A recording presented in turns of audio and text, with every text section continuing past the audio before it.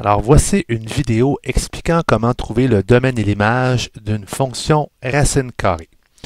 Vous avez donc devant vous ici l'équation d'une fonction racine carrée qui est f de x est égal à a fois racine carrée de b fois parenthèse x moins h plus k. Dans ce cas, les paramètres h et k représentent le sommet de la fonction racine carrée. Donc, le sommet peut être n'importe où dans le plan cartésien, que ce soit l'origine, le point 0, 0, ou ça pourrait être dans le premier, deuxième, troisième ou quatrième cadran. Les paramètres A et B, pour leur part, définissent en fait l'orientation de la fonction racine carrée. Il y a 4 orientations possibles. Alors, la première orientation, le A peut être positif, le B peut être positif. Qu'est-ce qui arrive dans le cas où le A et le B est positif? En fait, la fonction racine carrée va partir d'un sommet et va se diriger comme une demi-parabole, mais toujours vers la droite et vers le haut. Le deuxième cas, si j'ai un A qui est toujours positif, mais un B qui se trouve à être négatif. Dans ce cas-là, la fonction va partir d'un sommet, mais va se diriger vers le haut et vers la gauche. Le troisième cas, on aurait un A négatif et un paramètre B positif. Alors, si on a un A négatif et un paramètre B positif, on va avoir dans ce cas-là une fonction qui va partir d'un sommet et se diriger vers le bas et vers la droite. Et finalement, le quatrième cas, on a un A négatif et un B négatif. En fait, on va avoir une fonction qui va se diriger vers le bas et vers la gauche. Pour bien comprendre comment fonctionne le paramètre A et le paramètre B, ce que je fais, c'est que je place mon paramètre A sur l'axe des Y et le paramètre B sur l'axe des X.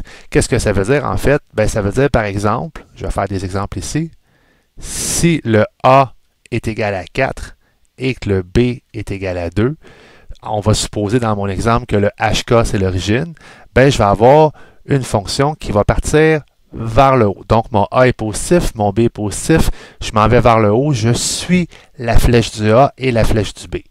Dans l'exemple suivant, si je me trouve à avoir un A qui serait plutôt négatif, on va dire moins 5, mais un B qui est toujours positif, on va dire 3, dans ce cas-là, j'irai vers le bas, parce que j'irai dans le sens opposé de la flèche qui indique le A, et j'irai vers la droite. Donc, en supposant toujours que le HK c'est 0, 0.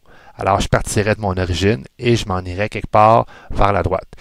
Ce qu'il faut reconnaître là-dedans, c'est qu'une fonction racine carrée, c'est une demi-parabole sur le côté.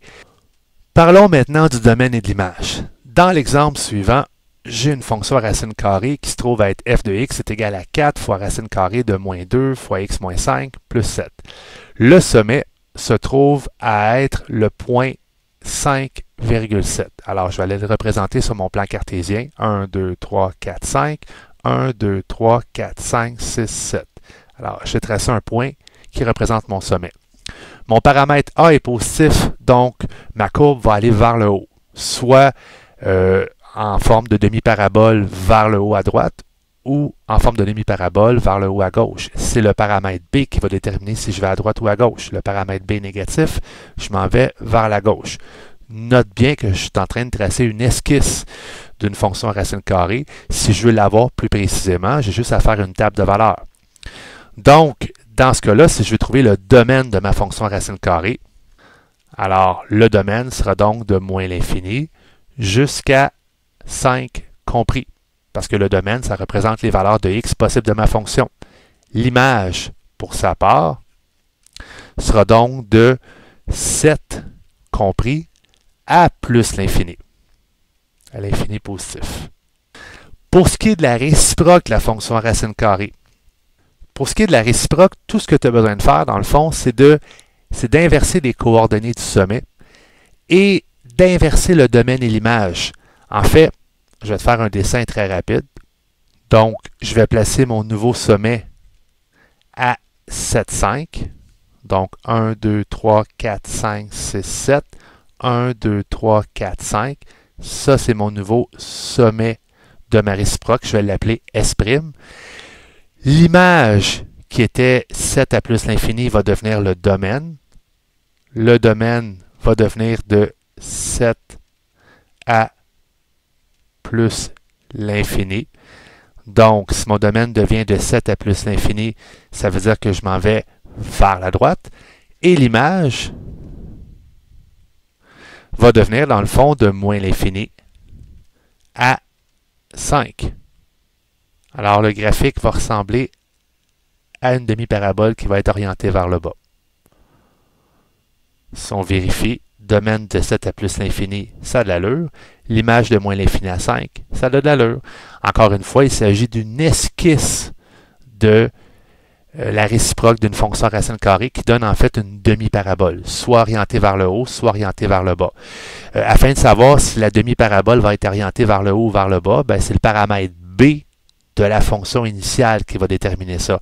Si mon paramètre B est négatif, la parabole va être vers le bas. Si le paramètre B est positif, la parabole va être vers le haut. C'est ce qui conclut la petite explication sur le domaine et l'image d'une fonction racine carrée et de sa réciproque. S'il y a des questions, n'hésite pas à les poser sur la chaîne YouTube. Sur ce, je te souhaite une bonne soirée et à la prochaine.